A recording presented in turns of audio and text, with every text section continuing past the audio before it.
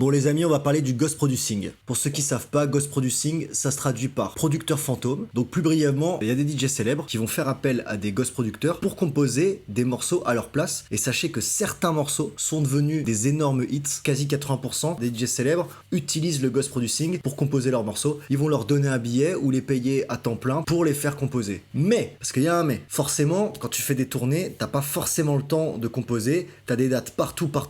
Donc il faut forcément que tu trouves du temps pour faire de la musique, sauf que quand on n'a pas du temps, bah tu fais appel à des gens à qui c'est le métier. Ces gens-là ne sont pas connus, mais sont grassement payés pour travailler à la place de l'artiste. Le seul truc un peu révoltant dans cette pratique, l'artiste qui a vraiment composé n'est pas crédité. Alors bien sûr, il est d'accord avec ça, hein, c'est un arrangement, il est payé pour ça même. Il y a même énormément de DJ célèbres qui sont devenus connus en commençant en tant que ghost producteur, hein. Par exemple, Avicii était un ghost producteur, Martin Garrix était un ghost producteur, et une fois qu'ils sont devenus célèbres, ils ont fait appel à des ghost producteurs parce qu'ils n'avaient pas le temps de composer. La boucle est bouclée les gars. Voilà, je pose le débat là, est-ce que c'est une bonne chose, est-ce que c'est une mauvaise chose, et l'industrie musicale est diabolique? Je vous laisse en débattre dans les commentaires. Je vous le dis, hein, c'est quand même relativement connu dans le milieu de l'électro, donc voilà, hein, je suis pas en train de lâcher une bombe dans l'industrie, ça va. Allez, salut.